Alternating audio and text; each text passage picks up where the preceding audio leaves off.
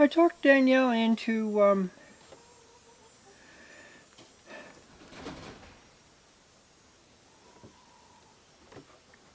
I was able to talk Danielle into staying at the house. She, I think I've mentioned before that she's a harder worker than me. And that's not an exaggeration either. She will just keep going. Like take yesterday, for example. It reached into the 90s yesterday. And when we came up with our game plan, we discussed what each of us had to get accomplished. I said, let's make 11 o'clock our hard stop. Then she says, well, how about 11:30? Okay, 11:30 then, but it's a hard stop, okay? Okay. 11:30 came and I said, Danielle, it's 11:30. Okay, I'll be right there. I'll be right there. Famous last words. So I said, come on, we gotta go. I know, I'm coming. She didn't get to the house until about 10 to 12, and I had to keep an eye. If I stayed down there just to be with her, she would have stayed longer. So I have to at least start heading to the house to let her know that I mean business. And she eventually came up. But I have to really watch her. So this morning we made our plans, and she said, well, I want to make this soup and I got laundry to do. And I said, good. Why don't you stay in the house then? There's nothing you needed to do today that can't wait until tomorrow. So she's in the house making a broccoli from her broccoli plants. Oh, beautiful plants. So she's making a nice broccoli and cheddar soup, which I really like. So she's making that. She's doing a bunch of laundry, and that's great. You know, that like I said, we can, you know, we've got lower 80s and we've got 70s coming, even low 70s, which would be a lot more conducive to working outside. I'm just coming out here because I enjoy being outside, but I'm taking it easy. Like right now, as you can see, I'm in the shady spot. We were thinking about buying a pop-up, so if you're elderly or older and you're thinking about doing homesteading, or the heck with the word homesteading, if you're just gardening, have a place you can get in out of the sun. You can get in the shade out of the sun. So for us, it's this little canopy of I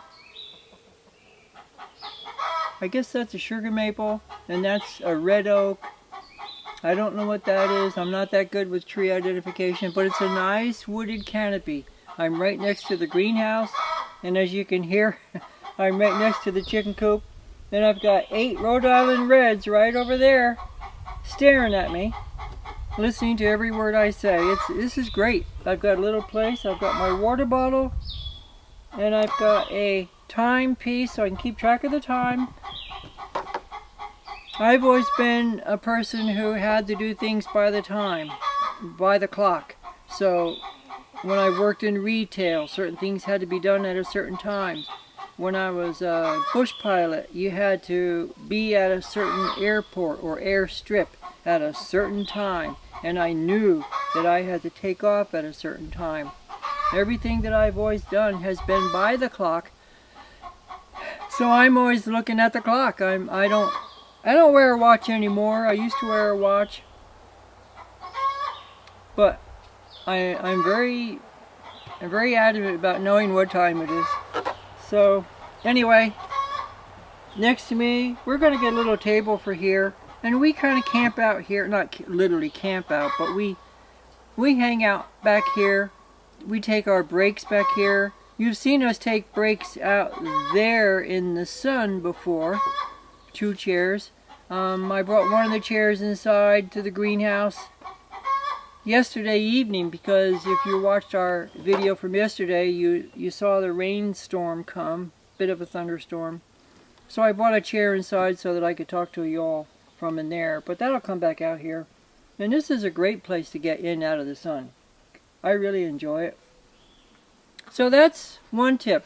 Have a place you can get to. If you basically just have a garden off your back porch or whatever, then you can easily just go to the house or go to the back porch. But for me to go back to the house, It's probably 150 yards back to the house, and which is not the end of the world. And I was up to the house about a half an hour ago. I had to take Danielle some Swiss chard that I had picked. But, so it's not a big deal. In fact, the exercise is good for me. But if you have a garden right off your back porch, make that your get in out of the sun spot. Now, I know a lot of you people don't live in Maine or a northern climate. You probably live in the south, where it's even hotter than this. If you're hearing me say, oh, it's in the 90s, you're thinking, 90s, that's nothing. It's all relative. So, the other thing is to make sure you have water. One of my friends here on YouTube suggested warm water, or at least not cold water, is a good idea. Another person suggested electrolytes. Make sure you replace those electrolytes. That's why I like potato chips, because of the salt. I'm only slightly kidding. Salty snacks are my big downfall. You see how healthy we eat and everything. Oh, look how healthy they are. They eat all those fresh vegetables. Well, I do have certain... I don't care for cake. I can do without cookies unless I make my own cookies or cake. But I don't have to have cake and cookies all the time. I do like a little dish of ice cream in the evening. I like the sugar content. It's good for my headaches. But I do like salty snacks. Now, having said that, I don't like those, like big commercial brand, like Frito-Lay and all that stuff. That stuff is it's really crap. We make popcorn, and we put good Redmond's salt on our popcorn, a little bit of organic Curry's Gold butter on it, and that makes for a great salty snack. But it doesn't hurt to have electrolytes. If you're really going to be outside for a long time in that sun, it's very important that you replace those electrolytes. And then the other thing is, if you're an elderly homesteader or gardener, is you want to really pace yourself. Don't be working like a mad person, or like it's some kind of a race, or just do what you can do. And if you don't get a certain project done, there's always tomorrow, or the next day, or the next day. Don't feel as though you have to get it done right away. That's the way Danielle tends to be. I tend to be more like, it'll wait till tomorrow. But she's, no, I gotta get it done, But, having said that, she does more work with little onesies, twosies of seedlings. Whereas I tend to be more like, I gotta plant this 70-foot row of carrots or onions.